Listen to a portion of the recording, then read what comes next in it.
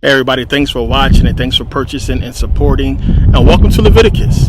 Now Leviticus, again, when you understand, when you're reading through Exodus, we know that you have the whole out of Egypt story going through Exodus, Leviticus, Numbers, headed towards Deuteronomy, and there's so much more that goes on, during those books.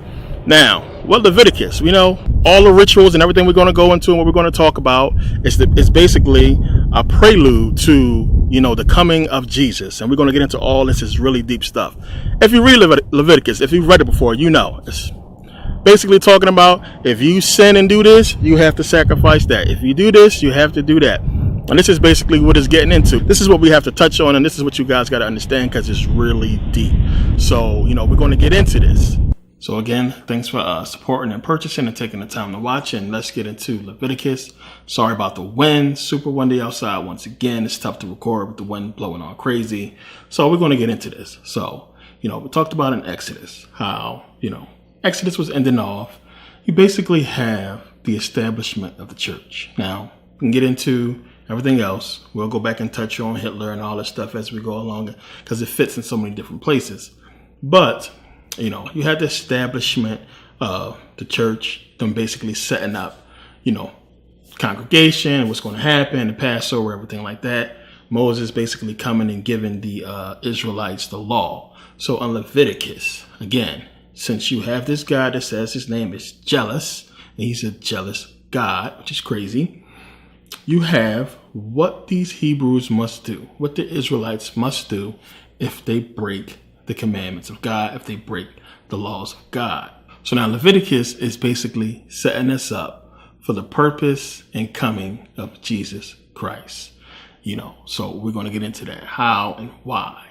So one of the things is, as you read in Leviticus, if you have read it, from chapter 4 on, you basically have almost every, chapter starting out with God speaking to Moses and Aaron and telling them what to tell a congregation to do.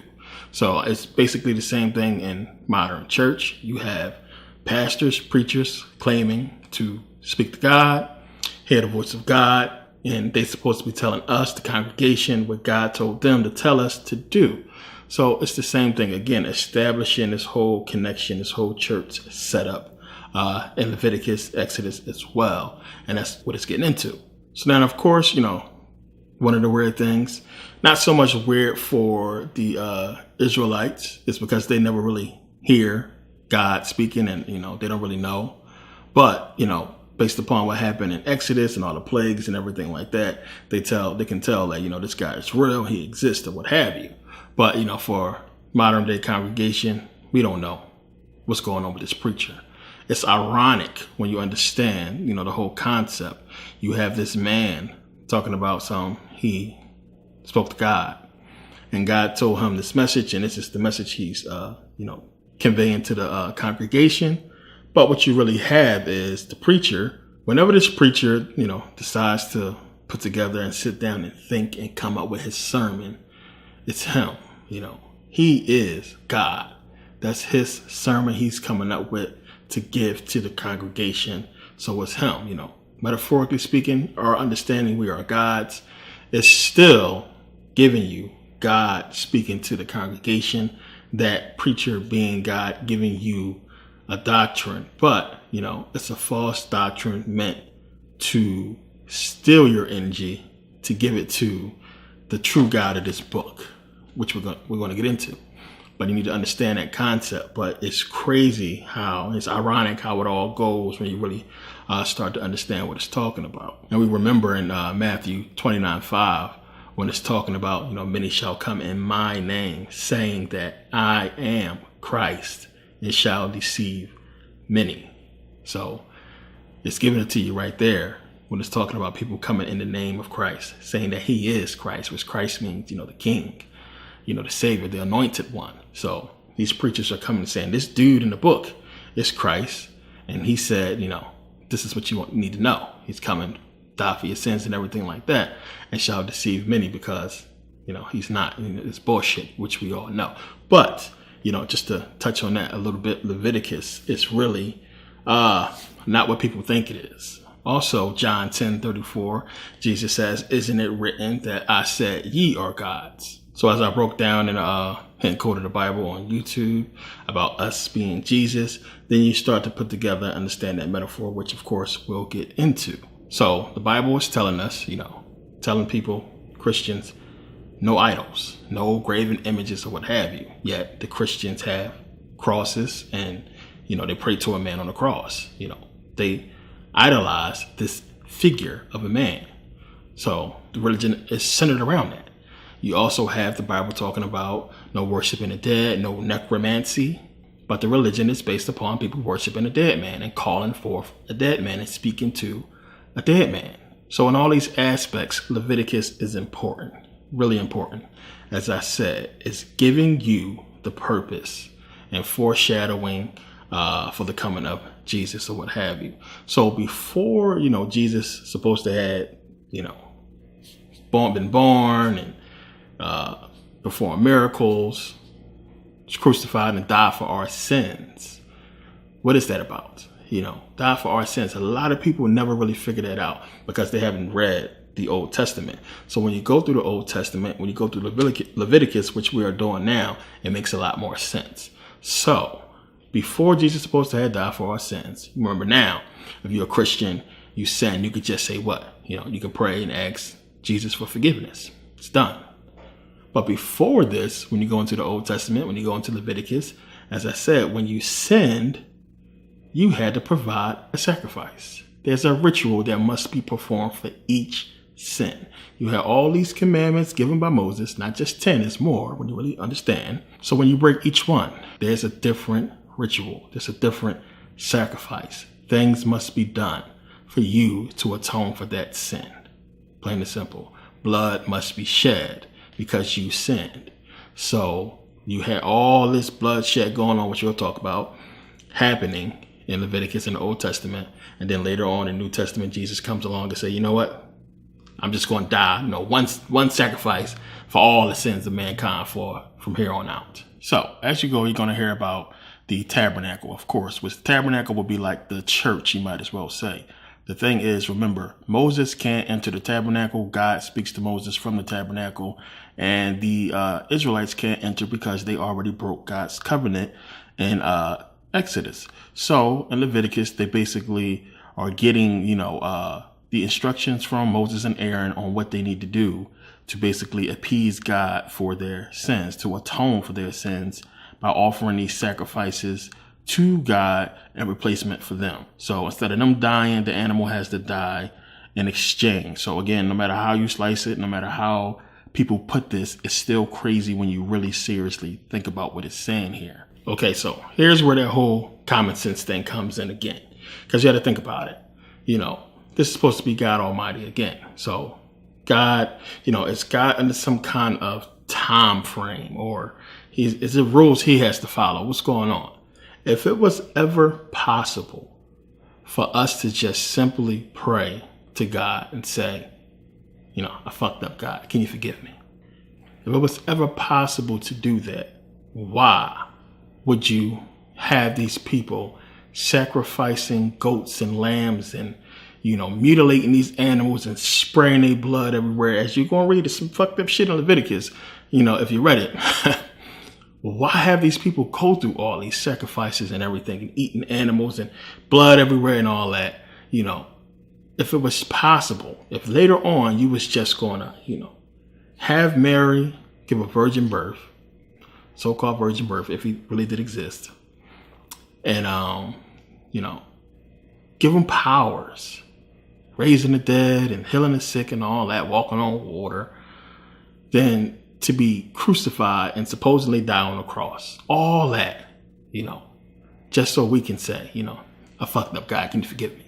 If you was going to make that possible, why go through any of this in the first place and not just allow people to just say, can you forgive me? And that be that. So you got to think about the sacrifices, hundreds of years, thousands of years, what have you, of ritual sacrifices and blood shedding and everything like that, just so we can say that, and for Jesus to come along and suffer and die just so we can, Can you forgive me? It's a simple thing. It's a simple question you just ask. And, anybody who has done it before, if you was Christian, you repented before and asked God for forgiveness. It's a simple process. It's not that hard to do. It's simple. So if it was possible, that was always on the table. It was possible to be on the table. What's the purpose of the sacrifice? So, of course, that's some stupid shit. So we know, looking at the whole thing, there got to be something more deeper to the whole sacrifice meaning when you pay attention and look at it. So you have these people, commit these sins and, provide a sacrifice. And, of course, that's the Bible talk. So even if you want to look at it from that point of time, when they was establishing the religion and people were sinning, did they really actually had these people going out there and slaughtering animals, and to atone for sins? And again, all that is crazy, all that, blood and everything like that. Then to have Jesus be born and everything like that, sacrifice, tortured, killed and everything like that, for us to just ask for forgiveness. But on top of all that stuff happened just so we can ask for forgiveness and never receive validation. Never. What's the point? Never receive validation. You pray, ask forgiveness 100 times. Christians all over the world. Forgive me, God. Forgive me, God. Never receive an answer. Never receive validation of forgiveness of sins. You never got an answer. You don't know, if you was forgiven or not. So, it's stupid. It's something, again, when you start putting this stuff in the context of, I hate to say common sense, but common sense, it don't fit. So, of course, it's more to the story of this. So now this is where it started getting a little bit weird. And if you watched all the videos, you shouldn't have a problem. But bottom line, Leviticus is giving us voodoo. Plain and simple. It's giving us voodoo. Easy as that. Now, as I talked about in the voodoo series, this is what they are using against us. We call it voodoo. It's old as old. Plain and simple. It's been around for a long time. It's what they were doing. So you need to understand that, which is why it's in the beginning of the Bible. This stuff is old. It's been around and they know it. And it's telling you that they got this power a long time ago and they've been understanding it and using it to be in the position that they are in. So the whole thing, what is sin? It's talking about, breaking God's law and sinning and everything like that. What is it talking about? What is this sin? So God's law would be what? Universal law. Plain and simple. Leviticus is not about them, understanding ritual sacrifice and offering a burnt offering to atone for sins. It's not about that. It's about them using ritual sacrifice in order for them to commit sins in accordance with universal law. Plain and simple. And that's what it's about. See, they done got us running around in circles for a long time. This is the power they've been using. See, they got us off course. We are not in sync. We are not following the true anything. Plain and simple. They are following universal law. We are following man's law. Plain and simple. It's their law. We're not following universal law. We're off track. We're following man's law, statutes, codes, or what have you. And we know this already. So you have, get this analogy before, I think. You have a lion that can go out in the wild and rip a child from his mother and eat it right in front of his mom. Plain and simple. And, it's the most heinous thing that you will see, just nobody wants to see that. But it's in accordance with universal law. I mean, ain't no, police coming out to arrest those lions. It's not going to happen. Ain't no animal cops coming out to arrest the lion for eating that, But if you go out and you rip a child from its mother, first you're going to have to fight the mom, one. But two, the cops coming. And if you eat that baby, that's game over. You're done. So in accordance with universal law, with the lion, with the animals, we understand what they're doing. We understand kill or be killed and them eating to survive. It's not a waste. As I talked about before, animals, they don't go out and hunt and kill for sport. We do that. And they allow that and they brag on that and let people have the trophies of the carcasses on their wall and everything to keep them out of universal law. That's big. And we'll touch on this. Plain and simple. So everything is for us to stay out of sync with universal law and to stay under man's law and be governed under that. They want to be the only ones using it, right? And these rituals, so as I said, these big predatory cats and these predatory animals, they don't kill for sport. They don't hunt for sport. It's a purpose. We kill because somebody stepped on our sneakers. We kill over stupid shit, plain and simple. That is lower brain, physical activity. Plain and simple. It's higher powers out there, higher energies. And there's an understanding that must be known, because if you want to do something that you cannot physically do, that's not in the realm of possibility on a physical level, then you can use it. You can get these things accomplished on an energetic level, but where's the energy going to come from? As I talked about before, understanding about energy and how it cannot be created or destroyed, but transferred from one form to another. And when you understand that, understand what goes into that, that's a deep thing which we'll get into. But this is what they're doing. There's nothing, as I said before, everything they're doing is in accordance with universal law, plain and simple. Anybody that's basically going against universal law is fair game. Anything can happen to them. They're fair game to be sacrificed, plain and simple. They can be dealt with, because they're going against universal law. It's like, no real consequences to it when you begin to understand. So they have basically came up with an entire system that has us constantly and consistently going against universal law. Therefore, when these rituals take place and these sacrifices happen, it's because, we're open for it when you begin to understand what this stuff is really about. So as I said, this stuff deals, with voodoo. So let's get into Leviticus.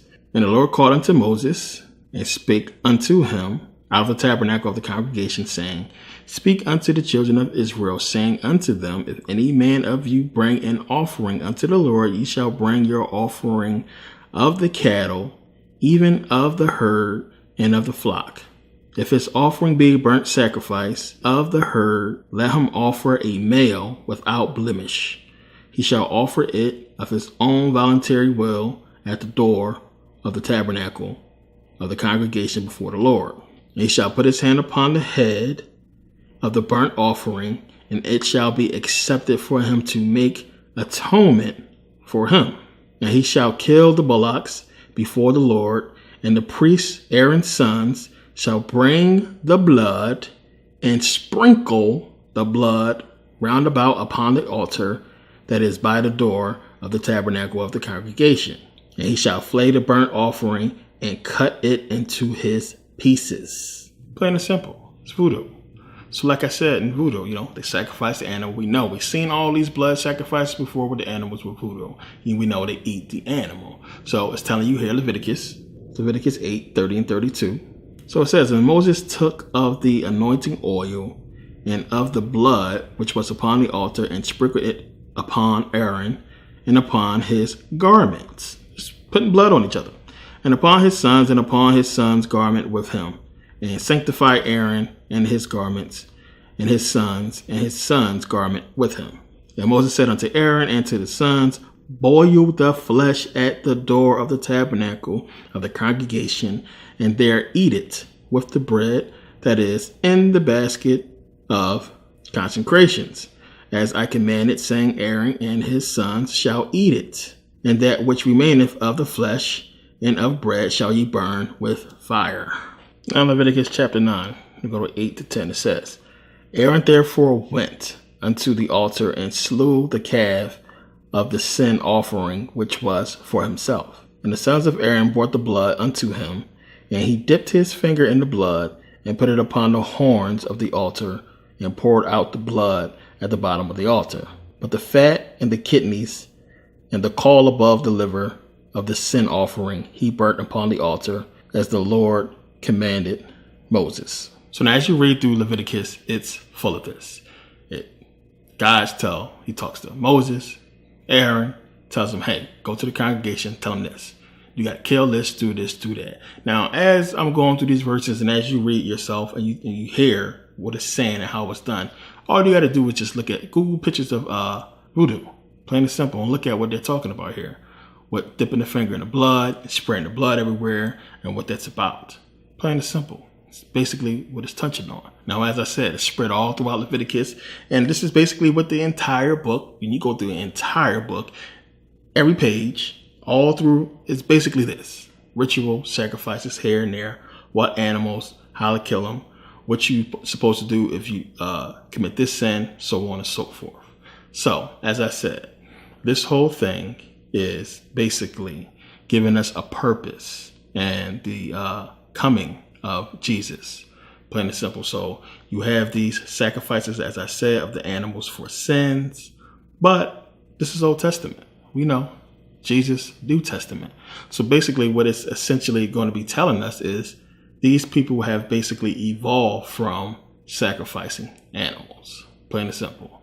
Trust me, the Rothschilds and them is not in the basement, cutting chickens' throats and stuff like that. They have evolved from sacrificing animals to sacrificing us. Plain and simple. That's all you hear about when people talk about this stuff. Ritual sacrifice. Plain and simple. Human beings. It's far more power from us than from a goat or a lamb. Plain and simple. Far more they can do. And this is what they have been doing because they have us trapped to where we're breaking universal law. So yes, we know this stuff as voodoo, but it wasn't called that. It was gone by another name way back then. This was normal. It was stuff that we seen in the ancient world. So you've seen what we call voodoo in ancient Kemet. There are many depictions, many reliefs of the Egyptians doing the exact same thing as far as animal sacrifice because they understood the power of it. And just like we know, the Greeks followed the Egyptians. So in ancient Greece, we see the same thing. We see the altar, the whole nine in ancient Greece. See, if you're not studying their history, you're not going to figure this stuff out and see it. It's right in front of your face. So as I said, when you go against universal law, when you break these laws, you can be put as a sacrifice. And it's all in ancient Greek culture. We see them sacrificing humans, people. And when you go to the museums and look at the pottery, it's there. It's in the history, it's in the culture, the sacrifice and the rituals, because they understood universal law. And this is what they did. In ancient Samaria, all throughout the ancient world, the Assyrians, the Babylonians, we find ritual sacrifice. So it's not as if this is new because they give it to us in Leviticus. This is something they put there to make up for the fact that they know when people go back and look at the ancient customs, the stuff was already there, and they're trying to make it as if it's from God. Now, in the Voodoo Part 2, what did I show you? What did I tell you? How the Catholic Church is accepting of this voodoo practice, but not officially, and how these voodoo loa, how they correspond with many Catholic saints. We talked about this. So you understand now why you have the Catholic Church. The Catholic Church going hand in hand with voodoo on many different things. Now, Jesus represents that sacrifice. We are Jesus. Plain and simple. So you have this Leviticus, Old Testament, talking about the sacrifice. Who's performing these sacrifices? The Jews, who are really the Greeks. Plain and simple. Who's controlling all this stuff today? We know. The Greeks. Who are, you go into the Rothschild family, everything like that. It's fair game. As I talked about in Exodus, the sacrifice of the Jews, those people. Burnt offering, sacrifice for what? For power, for them to establish Israel as a nation. So we have already seen and have proof of the sacrifice of human lives, people. We've seen it with 9/11, Pearl Harbor, what have you. This is what they're doing. All these mass shootings and everything. It's all fair game. It took them a long time to get to this point. And, you're going to begin to understand what I mean by that later. Because it's deep. And we're all fair game. We're in this system willingly. So you have the Greeks being the ones, the Jews being the ones doing all these sacrifices. And then you go and you look at the world and look at who's in power. Look at where the so-called Jews are at as far as power. Why? How? Because their religion, their entire lifestyle is based upon an ancient ritual of power that is basically coinciding with universal law. Plain and simple. They actually really sacrifice for the Passover and then eat the animal. all the rituals, everything, it's built within a religion. It's all built in there. Meanwhile, we go and we follow what the Jews are giving us, the entertainment industry. I mean, look at it. It's huge. And it's crazy because people just can't put it together. They can't fathom it. The same people, we watching them grow in power, take over everything. The Jews, they end everything. The whole entertainment industry that we follow, and they using us. Black people, celebrities, got us following us, breaking universal law. And we just falling victim to it. Meanwhile, they do the right thing and they growing in wealth while they give us the bullshit. It's right there. And it's what's happening. And the people who can see it, you have people, and I heard a lot of people talk about this before with Hitler. People want to praise Hitler. Oh, Hitler, he wasn't so bad because, the Jews are bad. So Hitler wasn't a bad guy because, he sacrificed Jews. And that's people who just don't understand and get it. Now, talked about this before, how, of course, it was all set up and planned anyway. But even still, of course, he knew what he was doing. He knew it's all a sham. Plain and simple. It wasn't that, he was just sympathetic and understood these people was scam artists or what have you. No, they created them. He's a part of the people who created them in the first place. They ain't real people. I mean, it's common sense. They created these people out of thin air. They mixed them and created these people. You don't see these people before the 4th century BCE. We know who was in those lands, as I talked about. So, it's all artificial. It's all artificial. But, I mean, it's just so deep. I mean, y'all understand. Like, it's like I'm trying not to give away so much. Even as I go through this, like my mind just goes to where this stuff is at. It's deep, man. It's crazy. Because, the people behind it, what they doing and how this whole thing is set up is just it's mind-boggling when you really grasp it, and I had to step back and deal with it and look at it, every day and just be like, then jump online and see us fighting each other and stupid shit that we do and the stuff we talk about is like, man, we so screwed sometimes when you really get into it. It's like, damn, we got to figure this shit out. It's one of the reasons why I put this stuff out so y'all can get like the trap. Man, what they doing to us, what they done to us. It's the same people. The shit is old. And, I mean, the stuff that we talk about is just like nowhere near, scratching the surface of the overall problem. We had never touched it before. We never touched it. Never touched the real problem.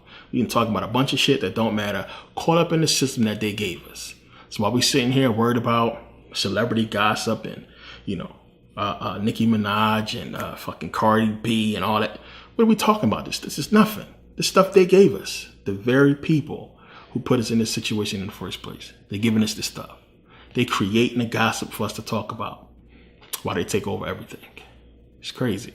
So now, of course, the whole ritual sacrifice that's taking place, that power is only going to, the ones at the top, the Jews you see in Israel and what have you that's scattered around. They are basically slaves to the religion. They're not really reaping the benefits as much as the people at the top are because they're getting energy, just that simple. So talked about before how when you go back to the earliest representation of Judaism and Christianity, it was always shown the lamb with the cross as being the sacrifice. And we know Jesus, the Lamb of God. Jesus, the sacrificial lamb, sacrifice for sins. That's what he died for. As I said, us being Jesus. So it's giving you human sacrifice. I mean, that's what it is. It's giving that to you clear as day. You have the sacrifice right here in Leviticus of the animals for sins. And nobody, because motherfuckers ain't reading the book, never put it together to jump up to when Jesus come and he dies to end all this shit. And as I said, it's all voodoo. Plain and simple. It's all voodoo. Same thing. We see it so many times, time and time again, with the voodoo priests using these methods to get what they want. And we call them primitive because that's what it was. This is where they got it from themselves. Now, when I was first studying Leviticus, when I first was getting into this stuff, and a lot of this stuff in this series we're going to be going through, I have books and books and books and notes from when I first was studying the Bible. But, even reading it in the beginning, and grasping what Leviticus is talking about, you still, at that point in time, I was skeptical, like, we know about, animal sacrifice and everything, but I was really knowledgeable about ancient deities. That's one of the things I first got into. So what gave it away in Leviticus is Leviticus 20. Plain and simple. This would basically told you exactly what they're doing. So it's saying here, and the Lord spake unto Moses, saying, again, thou shalt say to the children of Israel, whosoever he be of the children of Israel, or of the strangers that sojourn in Israel, that giveth any of his seed unto Moloch, he shall surely be put to death. The people of the land shall stone him with stones. And I will set my face against that man, and will cut him off from among his people. Well, they stone him to death. You ain't got to cut him off. He's dead. Because he hath given of his seed unto Moloch, to defile my sanctuary and to profane my holy name. So now, Moloch is supposed to be the god of the Canaanites and Amorites. So the fact that they gave us Moloch in the first place, when you understand history, the fact that they mention him here, where it's supposed to be Hebrews, and they're talking about Moloch, when you understand about the history of Moloch and where all this stuff is coming from, Greek. Plain and simple. It's crazy. That there tells you right there who wrote this stuff.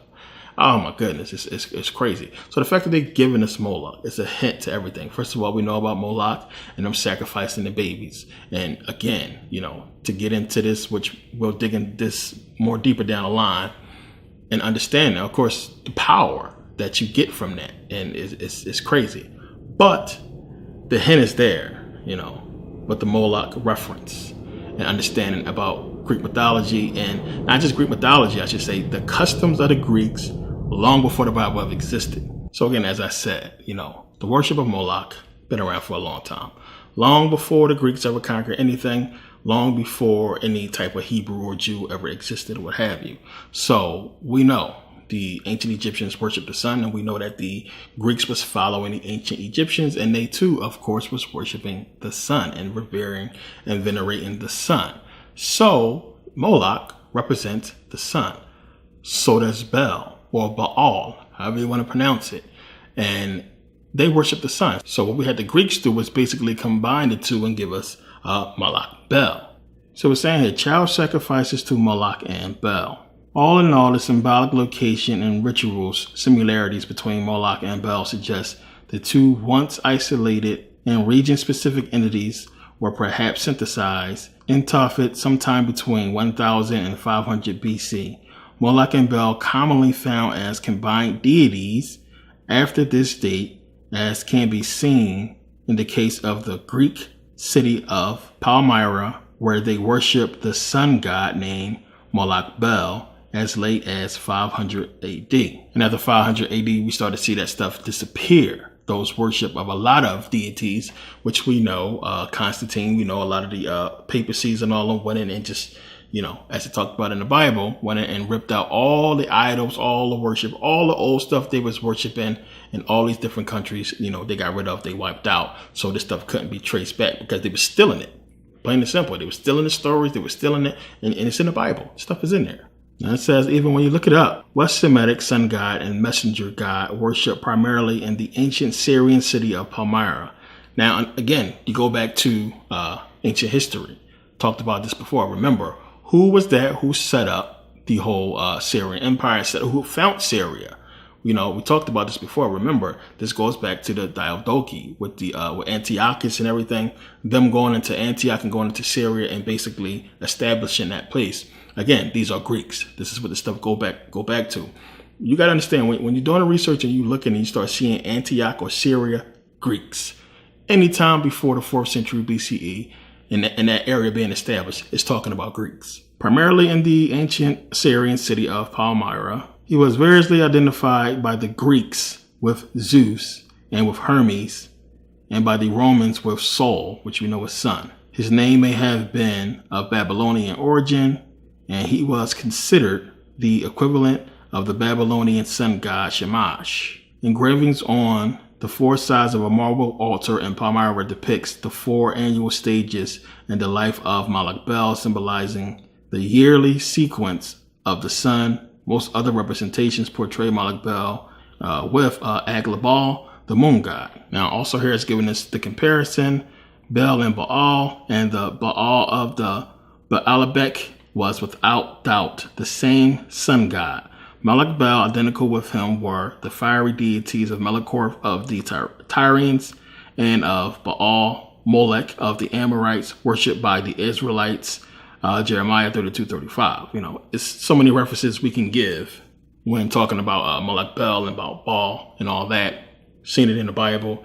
Again, when you start getting into this stuff, you see where it came from and the history of it, which is why history is important, because when you start to first find this stuff, it's always pertaining to the Greeks, plain and simple. So it all fits, as I said, as us seeing where the stuff came from, who gave it to us. The reason why Ptolemy II Philadelphus end up, you know, the whole Septuagint story and LXX, you know, going through the Greeks, it's, you know, come on, whoever smelt it dealt it, plain and simple. It's because the Greeks was the one who gave it to us. It's just that simple. It's easy to see when you start going through the history. So the fact that they put that in there to me in Leviticus to relate it to human sacrifice and the sacrifices that was going on back then, it's them telling you straight up who these people is. It's the Greeks. So now I talked about before about the whole relation with Minerva and Moloch. A lot of people see the owl at Bohemian Grove and they call it Moloch. And a lot of people know that owl to be dealing with Minerva. And a lot of people know Moloch to be, you know, the bull that was basically, you know, sacrificing the kids or what have you.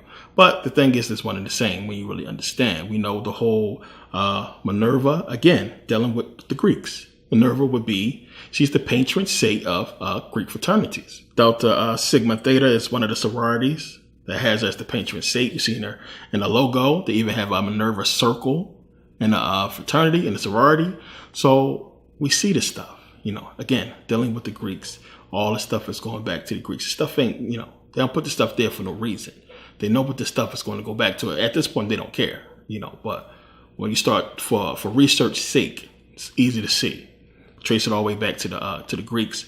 They're the ones who gave it to us in the first place. But we can look at Moloch and we look at this worship and everything. We know where this stuff comes from. We know what comes from Kemet, plain and simple. It comes from Apis, plain and simple.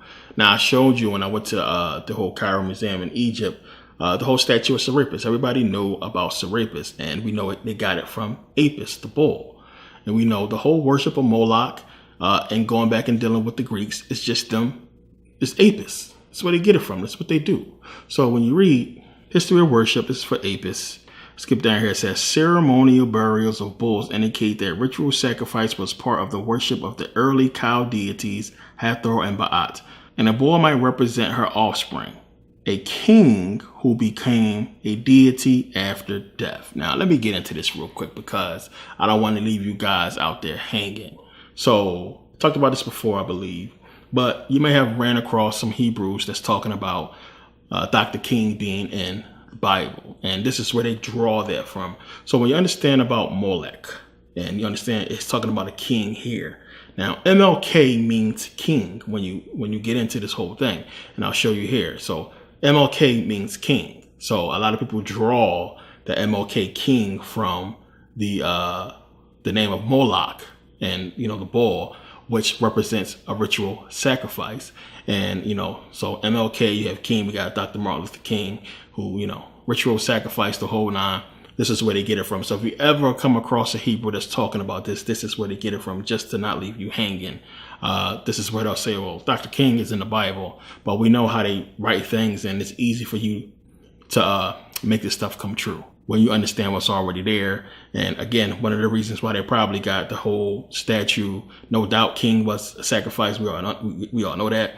And he was a patsy. He was used to, you know, as I talked about. But yeah, this is what they're talking about if you ever heard them getting into the whole MLK thing in the Bible. But bull might represent her offspring, a king who became a deity after death. He was entitled to renewal of life of the Memphite deity Ptah, but after death he became, now this is just abbreviation for basically Osiris Apis, which I talked about. Just as their humans were assimilated to Osiris, the ruler of the underworld, the Osiris Apis was identified with Serapis of the late Hellenistic period and may well be identical with him, creating parallels to their own religious beliefs. Ancient Greek writers identify Apis as an incarnation of Osiris, ignoring the connection with Ptah. During the start of the Hellenistic period, Ptolemy Soter, who ruled for the period of 323 to 283 BCE, moved the core locum of worship of the Apis from Memphis to Alexandria. No matter how much digging you do, you're going to keep running into these Greeks in its book. Plain and simple. And the fact that when you start tying this stuff in and this leads you to the Ptolemies, I mean, come on. It's enough said right there. But we know, Moloch, Apis, and, Apis basically representing being sacrificed and reborn. Plain and simple. So, it all fits there. Understand the children sacrifice and it representing being sacrificed and reborn. So again, we're going to find this a lot of things going back to the Greeks, and I'm going to touch on, every single time. Now, also, we got to remember that Kronos is associated with Moloch. So this is why we see Moloch dealing with child sacrifice, and you see the whole image of Kronos eating babies. This whole thing goes together. It's the same type of thing. Whole thing goes in with Greek mythology, Kronos and a sacrifice, eating babies. And as I pointed out, and as we know, when you're reading in Leviticus, when you're reading in the Bible, it's talking about the Hebrews eating their babies. And I touched on this. As a matter of fact, one of the things is just crazy. I don't care what sin you break, what commandment you broke, or what you did. It's supposed to be God. For anybody that got a brain, it's supposed to be God, for these Christians or what have you that believe this stuff. God, who's supposed to create your soul and your body, that would allow a woman, allow you to, get pregnant and carry a child for 9 months, only, for that child to be born and eaten by his parents. What kind of shit is that? These people crazy. So it's talking about here, Leviticus, just 26, chapter 26, 27 through 30. I'm gonna read here. And if you will not for all this hearken unto me, but walk contrary unto me, then I will walk contrary unto you, also in fury. And I, even I, will chastise you 7 times for your sins. And ye shall eat the flesh of your sons, and the flesh of your daughters ye shall eat. And I will destroy your high places, and cut down your images, and cast your carcasses upon the carcasses of your idols.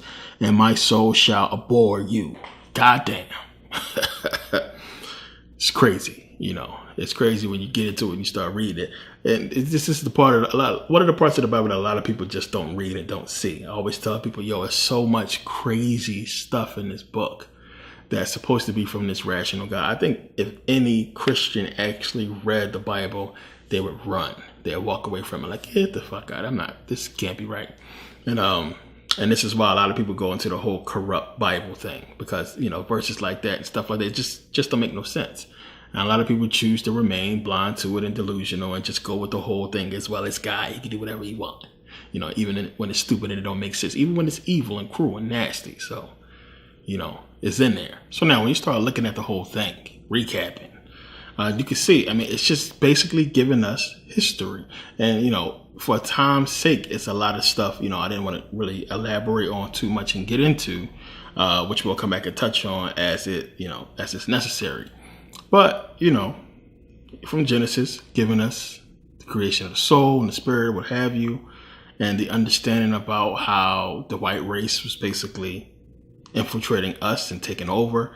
Same thing we understand with Exodus, with the fall of Kemet. It's basically giving us that metaphorically, even though in the Bible, when the Jews left, if you pertain it to real history, the Egyptians was fine, but it's really alluding to them screwing them over. Then, that's when the rise of the Europeans basically begins. And they disguise that with the Hebrew Israelites and them basically saying that God is giving them the power to help them fight all these battles or wipe all these people out. But we know it's the Greeks and the whole Hellenization going on and them basically going through our territories and conquering and killing our people and destroying all of our history and everything that we had. Gone, wiped out. That's basically what it's really saying. You have them with the Exodus establishing this whole church falsity, which basically is them basically saying, okay, that happened. Then we established Judaism. We indoctrinated people and established Judaism is basically what they're saying when it's talking about them setting up the church. And them setting up the church, what they really was doing was basically hiding the rituals, teaching the people who need to be taught certain things and how to use, certain sacrifices. So they've basically been using these sacrifices from that point in time to grow in power and to get to certain positions, which leads us up into, basically now with the human sacrifice after Jesus come. But we ain't that far yet, but just saying we know that's what it's about. Quick recap, and you can see, when it's getting into this sacrifice thing now, that it's touching back on what they was doing. It all pertains to them anyway, no matter how you slice it. Now, and I talked about this before, like even when I was showing you guys the whole commercial with Matthew McConaughey, when he says, that's Osiris, talking about the bull in the street. I mean, it's everywhere. You're not going to escape it. It's everywhere. The bull down in Wall Street, the fact that it's symbolically everywhere you look, you find the stuff. And all the sacrifices we've been seeing going on, and it's all ritual sacrifices. What they've been using, as I said, in voodoo, to gain control and to continue doing what they have been doing for hundreds of years. And so early in the Bible, Leviticus, we can put all that together. So there's a lot more that's really going to, make this stuff stick and get you to understand a lot more stuff as we go. And it's a lot of stuff you'll find as you start digging into this stuff and connecting those dots. And again, knowing history is important and understanding that don't go by what they're telling you. And I always say this before, are we just going to go by what the books say or just go by what they're saying or what everybody else saying? What's the point of doing the research? What's the point of looking if we just going to follow what these people are saying? You got to look deeper. I always say if it don't fit, question it, look deeper. Because a lot of times stuff is put there not to fit. You just got to figure out where it really does fit and get clarity on it before you just accept it as fact. And I don't really like accepting anything, to tell you the truth. All this shit is up in the air to me. I always tell people everything that I teach and everything, go research for yourself and go look in. Make sure you got clarity when it's said and done and that you really understand and get it. Sometimes you might have to watch my videos twice, but I want you to be clear and get this. I mean, to me, so far, to this point, it's clear as day. I know because I know, but for you guys, you may be still on the fence a little bit. But like I said, if you've been watching everything, you should be cool. So now, as I said, they evolved from sacrificing animals to sacrificing us, plain and simple, to basically doing what we see these voodoo priests do. And coincidentally, well, not coincidentally, Leviticus translates to the law of the priests. And one of the things you got to look at is that word, priest, just that word. We know there wasn't no Catholic Church established during this point in time. The only people that would equate to a name or a title like priest is not practicing any kind of Judaism bullcrap, but exactly what they're telling us in Leviticus, which would be ritual sacrifice animals, voodoo, so to speak. However you want to pronounce it, whatever they called it back then, is giving you that hint right there when it's telling you priest. Look up the word in the etymology. All this stuff is going to start going back to Greek, plain and simple. That's what it's going to go back to. And this is what they're trying to tell you. They're giving you the hints. They're giving you what you need to know. You just got to know how to pull it out and fit it to where it's supposed to go. So they got to look at it and see how deep this stuff is. So you have, for this long period of time, as I said, you got these Jews who have incorporated this ancient ritual into their daily life, their practice, and understanding universal law and using this stuff to gain power and grow in power. They know what it's going back to, and they're using it to go back to what it's supposed to go back to. But the thing is, they have now convinced billions of people around the world. I mean, think about this, billions of people. We have grown up to when we get our food, when the food is on the table, what we do, we pray. We pray to who? God. Plain and simple. Who is God? Who's the powers that be?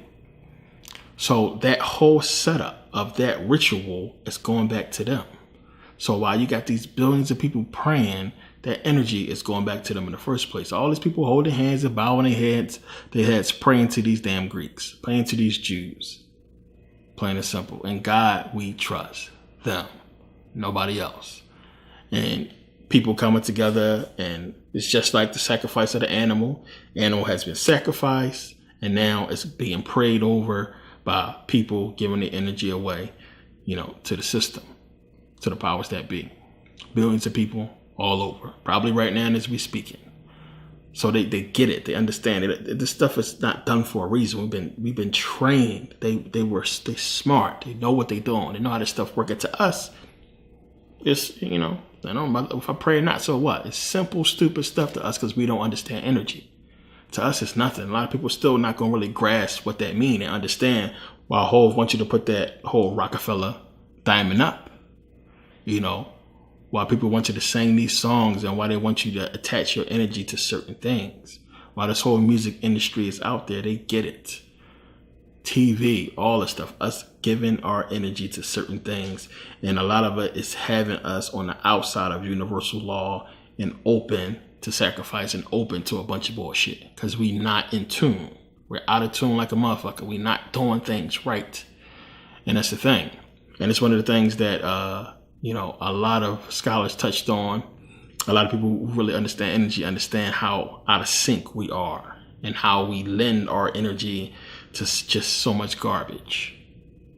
It's crazy. It's a lot to understand. It's a lot to learn. So now, as I said in Exodus, with the Egyptians, understanding, one, the Egyptians was basically neutral. They had no aspirations of global domination or anything like that. These was truly spiritual people who had power, who understood what they was doing. And you got to realize, as I said, the Greeks seeing its power, understanding that, it's a lot they can do with it. And once they got their hands on it, they used their understanding of energy to basically begin to take over. Plain and simple. So again, as I talked about in Exodus, them basically having to, bring forth some Hebrews.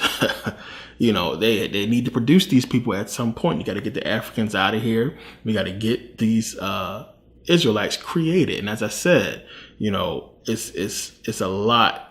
When you really think about that, what has to go into that? I mean, even when you just think about them having to really get these Arabs on board with coming into Greece, but it's easy when you understand. So we know who are the Arabs. What are the Arabs? Now, I talked about this before in Buddhism, how you had the Aryans come down into the Indus Valley. So the Indus Valley, when you understand that you have Indians, that all that area was Indian people all in that area, which is why we find Buddha. You find them in Afghanistan. Remember, they blew up the big Buddha statue in Afghanistan. This is where Indians was, where Buddhism began, of course. And you have the Aryans come down and basically mix in with the people of the Indus Valley and with the Indians to give us the Arabs. Plain and simple. And that's all they are. That's all they are. You have white people mixing in with Indians to give us the Arab race. They created and brought into Israel to begin this whole deception. Plain and simple. So when we look around, it's deep. We look around the world and we see all the places that they infiltrated, and it's easy to see because the people got brighter. So even when you go into the whole Indus Valley, you have the creation of the Arabs, who look how they look. They are light. And since, the Indians are from Africa, it's melanin in them, but still, they grow lighter because of the whole bombardment of the Aryans, who completely, created a whole other race of people, from that. And they worked their way over, to Thailand, Laos, Cambodia, China, Japan, and of course will eventually get over into the Aborigines over there in Australia and in New Zealand or what have you. They went all the way across and infiltrated all the way in. You can't go to any continent and not find them. So we had later, when the Spain was taken away from the Moors, as I talked about, the Romans coming in there, and you have, the Latin. A lot of people just, they never put that together. Remember, you had the whole slave trade.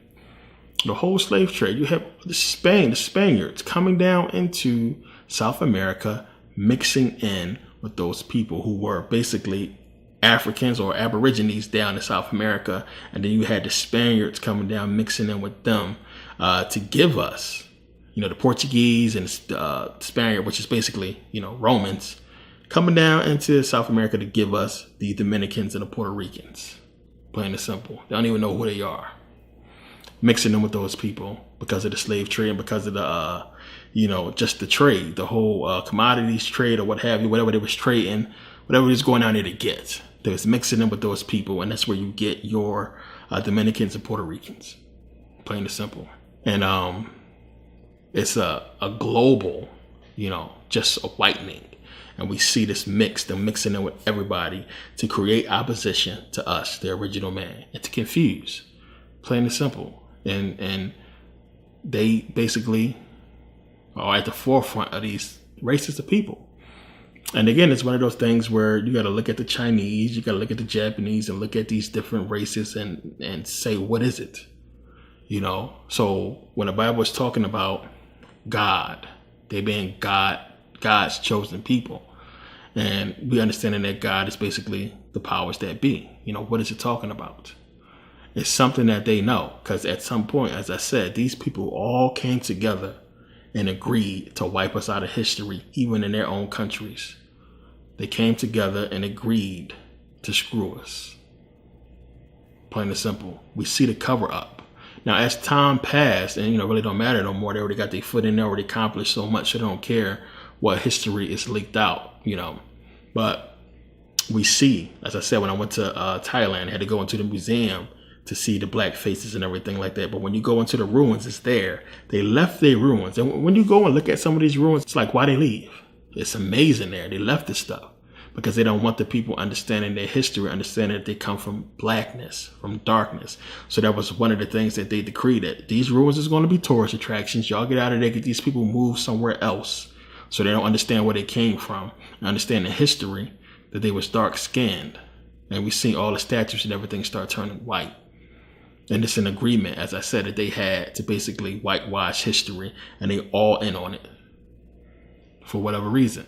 So it's like, who is this power? Whoever's controlling this white race, what are they? Who are they? That they could have the ages and everybody in agreement to basically allow, these white people to run everything, to take over. That's deep. Something to think about. I don't think people understand how, deep this stuff goes. And one of the things is, if you're going to have a goal, if you want to take over North Africa, you have to, one of the lands you have to take is exactly what they took. I mean, you want Italy, you want Greece, Turkey, you want Spain. You want to be right there. You can keep your eye on North Africa, Kemet, all that stuff is like right there. But then you got to look at the entire area, which, we call Europe. And I don't think people understand all of this is white.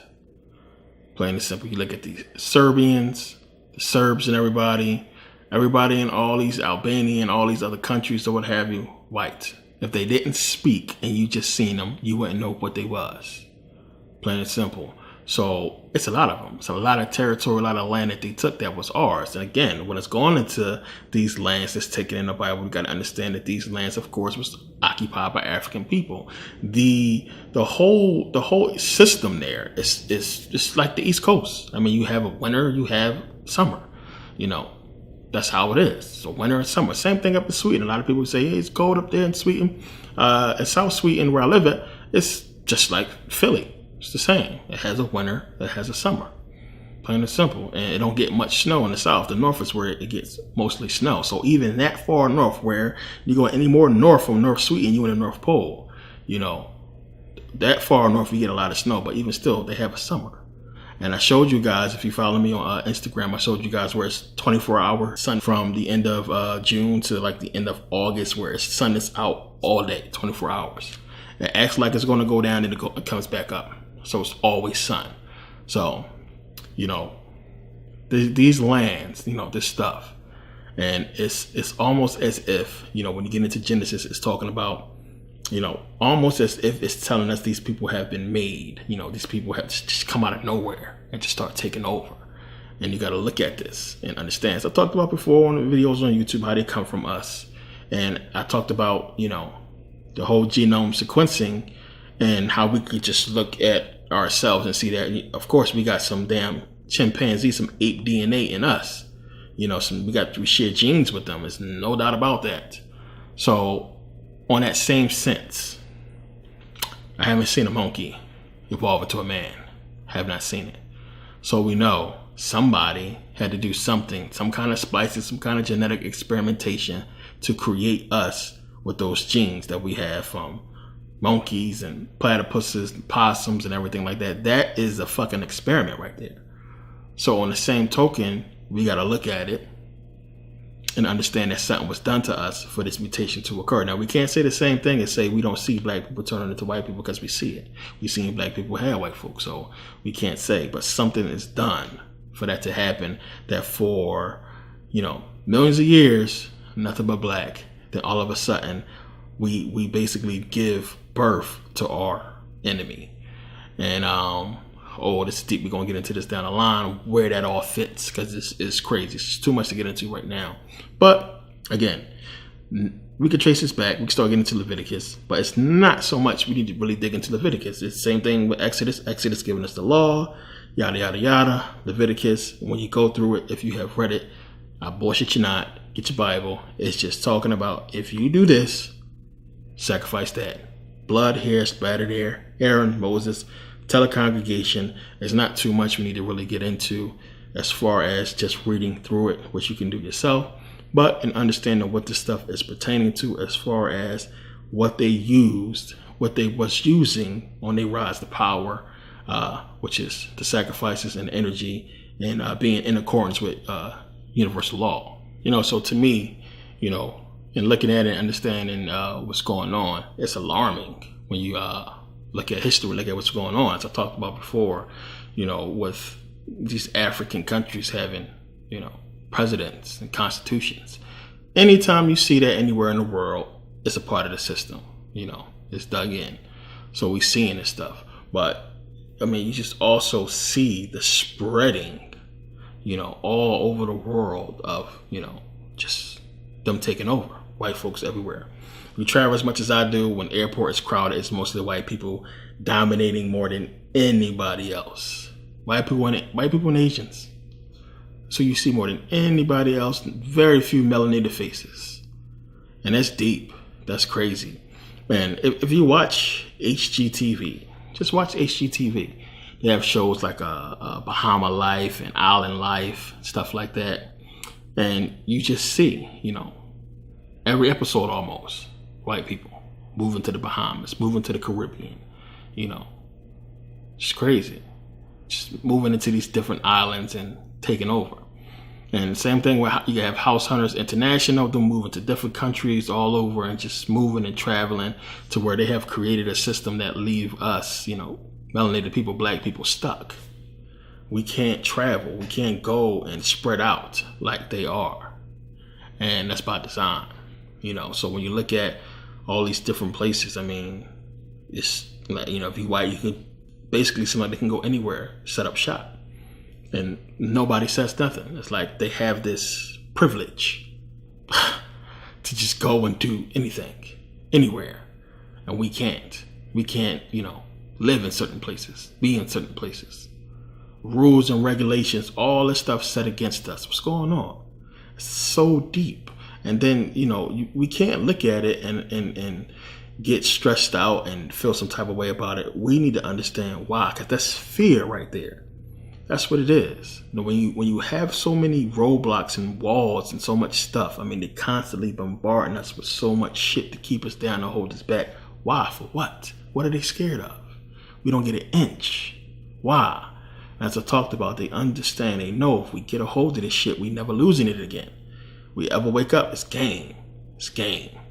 And it's deep. It's deep. And it's one of the reasons why I'm trying to wake us the fuck up. Because we need to know. We need to figure this stuff out and move forward. But, they jumped into so many different civilizations. And we see the color change. And, we see melanated people, which they don't want to admit. In Africa, it's way more than they telling us. It's way more black people, way more Africans down there. And and to have that many Africans and control that much wealth and money, and they understand that it's infinite, oodles of wealth, gold, diamonds, or what have you that's there. They know what's there. That if we ever got our shit together and controlled it, we would control it. And they would have to try to come up with some shit and justify killing a bunch of Africans. bombing them out, which is why they're doing it in silence with this, eugenics or what have you, and these shots that they're giving people and making people impotent and all that kind of stuff like that. They're controlling it in so many slow, different ways and running people out of Africa. It's a matter of time, people. It's just a matter of time where we're going to be gone. Plain and simple. May not be in this lifetime. Definitely won't be in this lifetime. Might not even be in the next 2 lifetimes. But this is where they're heading, And it's for a reason, It's all for reasons, all heading towards a lot of different things. And when we get into Revelations, which is down the road, it'll fit. It's all going to come together, man. It's all going to come together. It's a lot. But I don't want to waste time and really get too much into this book of stuff that don't really matter. Because for the most part, a lot of these stories are just that. They're stories. To get you caught up in them and to get your mind off of what this stuff is really talking about. Which is Leviticus is giving you voodoo.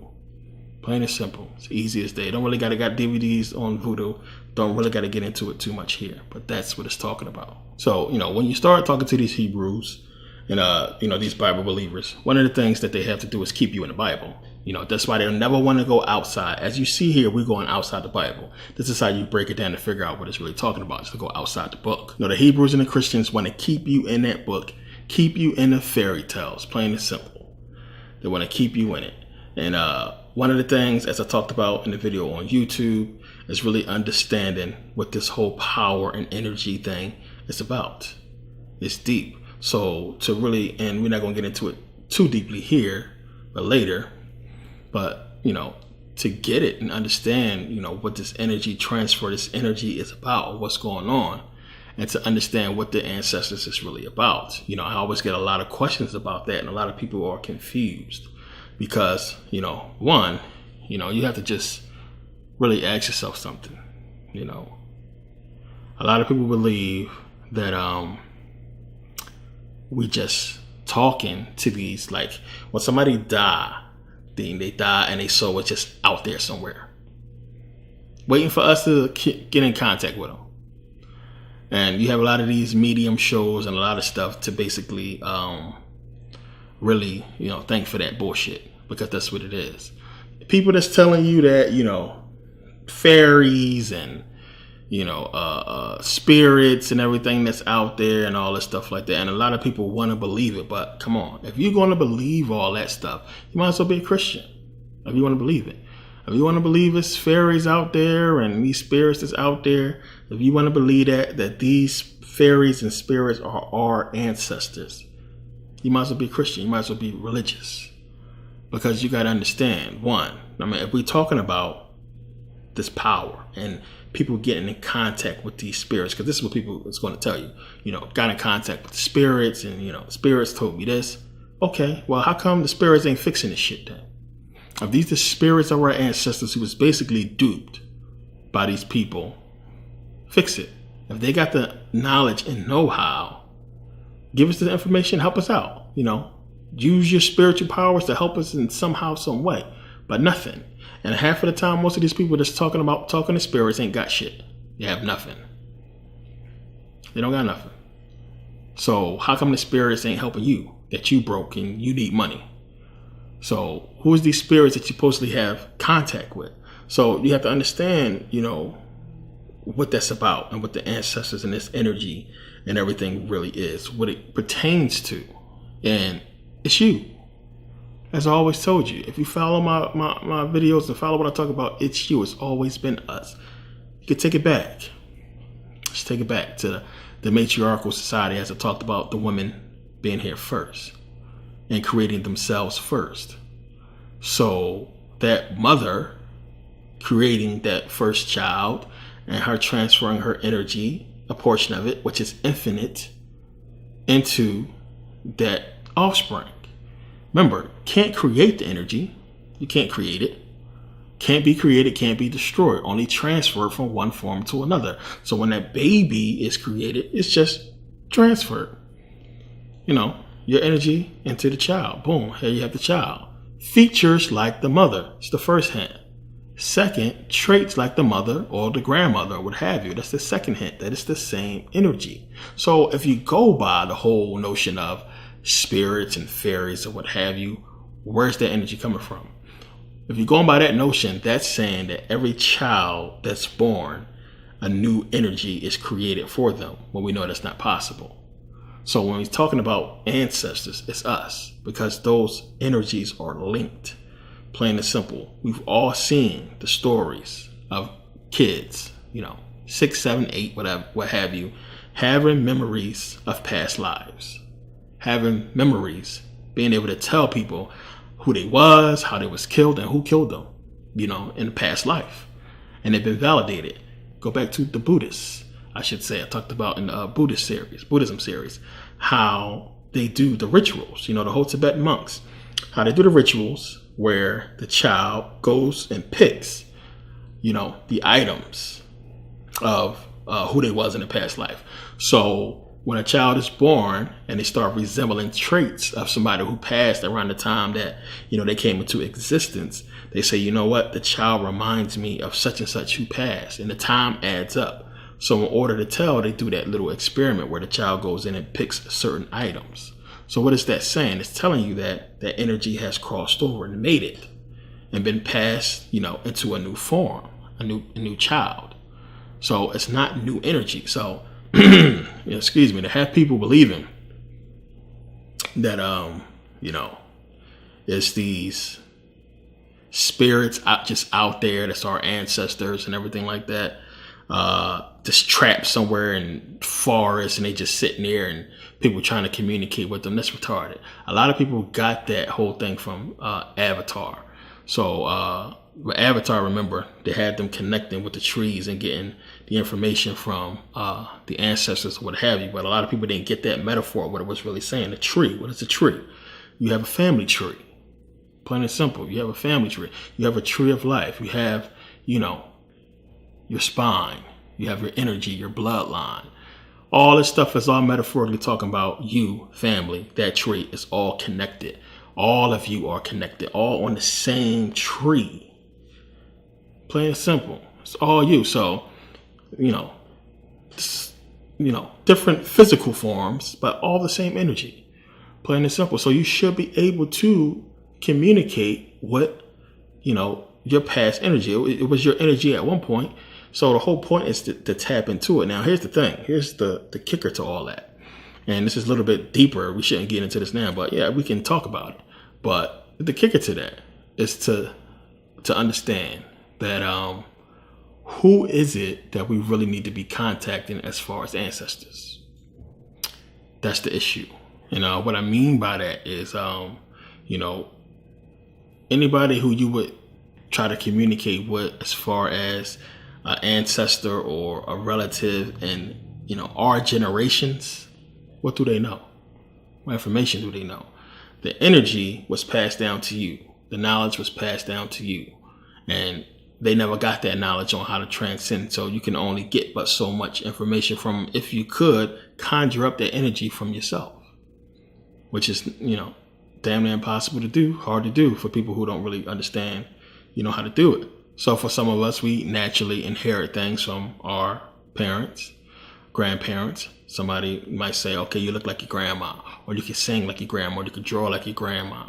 And we get those traits, but as far as memories, and that's totally different. That's a whole different thing that we not there yet no more to be able to draw on that and pull those answers out. But then again, we would have to go way back, farther than we can really imagine, to find somebody that's in that energetic line to give us the answers that we need. So when people are talking about connecting with the ancestors and talking to them, we're talking about real ancient ancestors.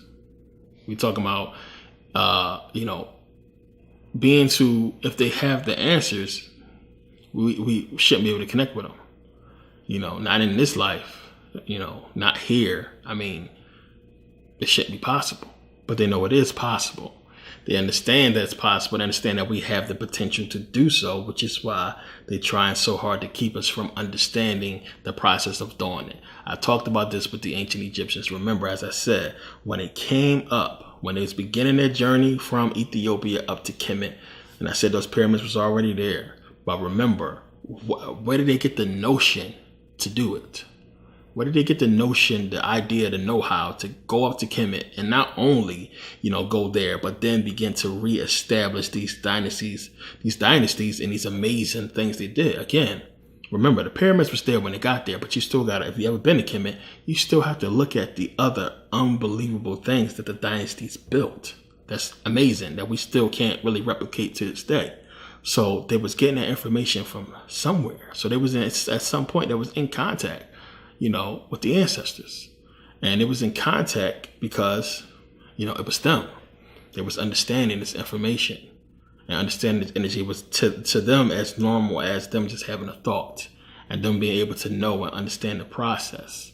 So what the energetic sacrifices and what they doing as far as the exchanging the energy for what they want, putting the energy towards something to happen for them and them understanding how that process works.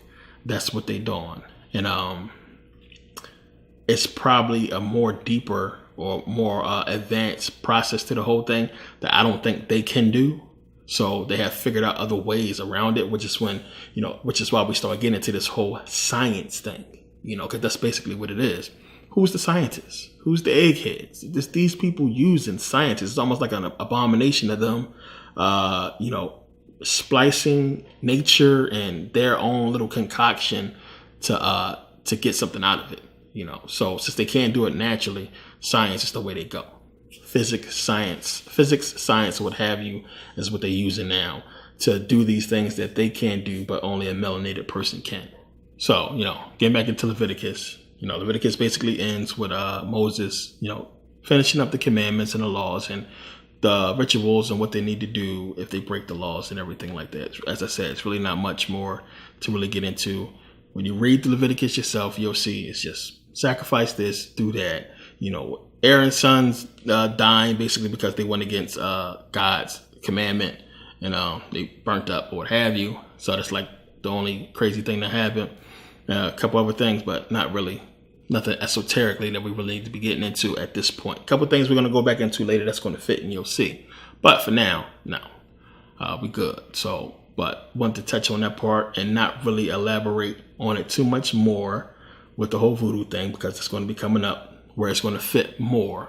So it's plain to see when you understand. You've seen the voodoo 1 and 2, as I talked about before, how they're using energy and using our energy to basically get ahead, and them just giving you validation in Leviticus of exactly that, what they was doing.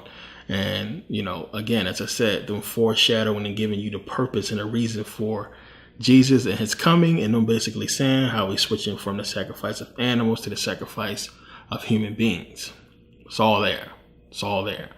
And that's how they begin to grow. And we've seen, if anybody watch any of those National Geographic shows or what have you, how they talked about all the human sacrifices that was going on around that time. And all the pagan stuff. And once they begin to understand energy, and something that I really don't want to touch on, but I will, because we got to get into all this whole homosexual thing with the men and what that's all about, and where we first start seeing it at, where? Greece. Wow. What is that? We're going to touch on that too, which is it's just deep, crazy stuff. And it'll really get you into the understanding of the church, the Catholic Church, and what that thing is about, them touching boys and all that. We got to get into it. We got to get into it because you got to know. I don't really want to, but we'll touch on it. It's definitely something you want to understand what that's about, because it's power and they understand it. So, it's deep. It's deep. And, we got a lot of sellouts, and it's messed up when we look at this whole situation.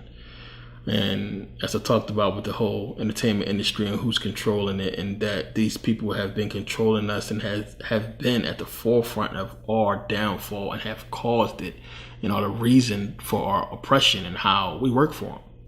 We praise them. We watch them every single day. We give them money, all the time. And it's deep. It's crazy. I mean, it's crazy. I hate to say, I look at it you almost like, wow, it's a shocker. I don't want to say I'm impressed with it or anything like that, but it's a shocker. Like, damn, how complex it is, but simple. And it's complex and simple, plain and simple. But it relies on us, causing our own downfall. And that's the whole universal law part of it. And that's the whole part about they not breaking no laws, because they got us. They got us breaking it for them. They got us falling victim ourselves. I mean, when you really pay attention to everything that's going on, it's us. They're not doing nothing. They're not doing nothing. It's almost like Saul, which is why Saul had so many Sauls, if you understood what it was talking about. This dude putting people in positions to survive. All they had to do was play the game, follow the rules, and do everything right. I set this stuff a certain way, and I did this, and I told them to do this. They were supposed to do that, but they fucked up and got themselves killed.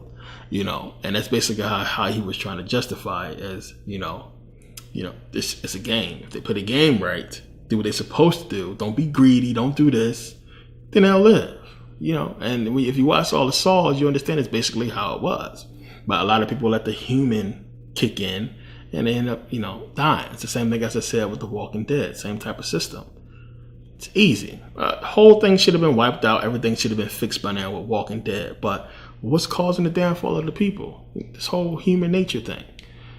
People falling victim to greed and jealousy and, fear and everything. And we got this whole zombie problem. They can't get the shit together because they falling victim to human issues. It's stupid. But it's them, again, showing you how they got us and what they doing. Us basically falling for all the bullshit when we could just fix it. We know the entertainment industry destroying us. We know that shit bad for us. We know it's a trap against us. Praise it every day. Praise it all the time. Cardi B. She getting so much praise now. She knocked up, pregnant, rapper, telling girls to fuck niggas for money. She getting praise from Oprah and from everybody else. And everybody making it like it's a big good thing. And this is the image we putting out to our kids, that you can go and be a stripper and do all this crazy stuff and then go rap about it and you'll be successful and everybody congratulate you for it. This is what we're telling our kids. That's what we're telling our kids. Look how they setting this up. And then you can't say that to people. Then people, oh, you corny. You don't know what you're talking about. You stupid. And we support the system that's just destroying us. And I've seen so-called conscious people put it in their timelines. People who follow me on Instagram. Cardi B and all these other celebrities. And, like I said, though, if you understand it, it's fine. If you understand what's going on and it's entertainment for you, then I can't really knock you for that. But as long as it's bullshit. And as long as when that occasion arises to call it bullshit, you call it bullshit, and you don't jump on the bandwagon and be like, oh, it's all right. Oh, she all right. And we got to stop thinking, everything's okay because white folks doing it, because white folks are involved. And we do that a lot too. So, you can't just talk about black people listening to hip hop. White folks listen to it too. Well, they running everything. They running the world, so they can do whatever the fuck they want. It's just that simple. Where we at? We at the bottom. The bottom. So, it's deep, when you start getting to this stuff. But again, when you start recapping and putting everything together, seeing how all this stuff fits, the Bible with Exodus and everything, and how it goes into Leviticus with this same theme of the Hebrews basically wandering.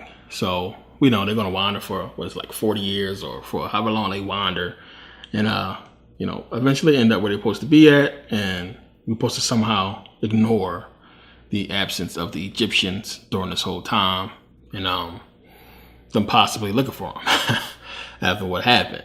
But again, doesn't fit with history, and we know this, the whole Ramses thing, that's the biggest giveaway. And it's just one of those things, again, where we can just clearly outright show you the problem in the Bible, and we can't get no justification for it. But we can show you clear as day that it doesn't fit with Ramses. No way in the world. Ramses was Pharaoh, and during this time of the Exodus. I talked about Thutmose the third, and only person that could have been around that time. But given the time frame they give us of the 15th century BCE, and none of that shit fits with Ramses. at all. It doesn't fit. So we can just kill that. Even though, they'll say Pharaoh in certain Bibles and they'll say Ramses and others, but they know what they was doing. They know what they was talking about. And they changed the books for that reason, which they weren't supposed to do. But, getting into numbers, when we get into that, again, it's just following the Hebrews through the journey. And, the big meltdown, of course, is going to come in Deuteronomy, where that's when things start getting interesting from there. And that's when it gets real good.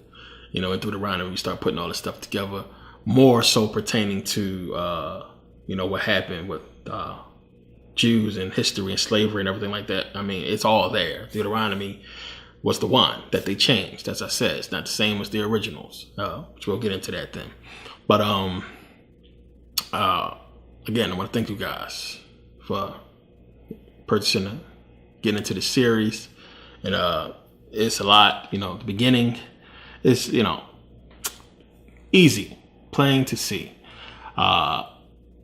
And we could touch on the Greek mythology aspects of it, and at some points we will, where it fits, because there's a lot of Greek mythology stuff that we kind of sort of skipped over, not really relevant right now. But this is one of those things, as I said, we gotta come back and put it in where it fits. They were smart in how they wrote this Bible, how a lot of the stuff in the previous books pertain to later books, and make a lot of things make sense. So, for that part, we'll definitely get into that. But thank you guys for really taking the time to purchase and support and watch and really get into this series. I got a lot of feedback from Genesis, and I put out Exodus and Leviticus together for this reason, because again, there's not really so much now we need to get into, but these basic things that we touched on so far is definitely things that you guys need to know going forward as we get into Numbers, Deuteronomy, and really start to set the stage for Joshua. And it's a lot. It's just a lot, and it's just like trying to figure out how to put it together without giving away too much. It's tough to do. It's not an easy thing to do. Trust me. It ain't easy. I may make it look easy. It ain't easy, because there's a lot of stuff I don't want to give away. But we'll get into all this stuff. But the Bible, when it was given to us in slavery, is completely different from what it is now. We know, as I said, it's a lot of changes have been made for a lot of different reasons. A lot of things they took out. I talked about the Deuterocanonicals that was taken out in the 1800s, and if they was left in, where it's pertaining to Constantine and everything like that, a lot of things would have made a lot more sense. And I'm debating, which we'll probably get into those books in this series. I'm debating on that. If we don't get into them completely, we'll touch on them like we did with the Book of Enoch, which we're not done with yet. A lot more we got to get into with that as well. But that's basically it. I don't want to draw it out too long, because I want to give away nothing that's important. But this is basically Leviticus. When you get into it, it's getting into voodoo. We're going to really touch on that more as we go, so we can really pound that point home. And just basically on a surface, just touching on what the Hebrews need to do if they break God's law. So again, it's crazy. All the rituals, all the blood and sacrifices and all that stuff like that doesn't really fit and make sense with a God. Like, for what would So what does he need that for? So on the surface, as a religious person, if a person is religious and following this stuff, they got to be disgusted. If you read Leviticus yourself, excuse me, as you go through it, you'll see what I'm talking about. It's disgusting. It's just crazy. It's sick for God to be telling them to do this stuff. So, it's crazy. Like I said, they don't read the book, so they're not following this stuff, and they ain't doing this stuff anyway. But it's crazy. But thank you guys for taking the time to watch. And we'll touch on some stuff. A couple of videos I want to put on YouTube. And again, we'll get into numbers. We'll pick up where we left off. and get into the next 3 books and really, finish digging into this thing. But I'm trying to make sure I don't forget nothing that's important. I got stuff written down. And I think for the most part, I covered everything. Yeah. Yeah, because I'm shocked. I'm like, hey, am I done? I feel like there's a lot more, but, yeah, I'm basically done. But, yeah, thank you guys for taking the time to watch and purchase and support, and I appreciate it. And, yeah, definitely, when you get time, go through and just, skim through Leviticus and just pay attention and read. And anybody that's really into voodoo and understand rituals, if you're that far yet, you get what it's talking about. Some of the stuff we definitely going to come back to get you guys to understand about the altar and the priests and, stuff like that that's really pertaining to voodoo a lot more so, which is going to fit later on. You can't hide this stuff. They know what they're doing. They know exactly what they're doing. And they had to make it so it'd be easier to be drawn out later on in case people didn't get it in numbers. You can't expect people to go through and read the book, 50 times to get the stuff, which, some people do. But for the most part, it's straightforward. It's right here. And if you studying up on things and if you understanding what took place in ancient times, really get into these ancient rituals, really understand ancient religions and what they was doing back then. It's a lot of books out there that you definitely want to get into and start reading, because when you understand, especially pertaining with the Greeks or anybody in that area, the Ionians, everybody know that stuff. Because then when you start reading the Bible, it starts jumping out at you. Like, okay, I see what they're talking about. And it'll be easy for you to make those connections with certain people. Like, as we start getting down the road, we start getting into Ezra and everything like that, you'll start seeing where Zoroastrianism fits in. Buddhism as well. We'll get into that. It's all in here. They stole everything. They stole it. When people telling you all they did was go through different civilizations and different peoples and steal their shit and then destroy any traces of it. So, people can't say they got it from here. And that's basically what they did. But when it's real, when it actually existed, more people roll about it. People doing trade. You're not going to walk into somebody's village and see something that's crazy and then not talk about it. People talked about this stuff and it existed and they kept records.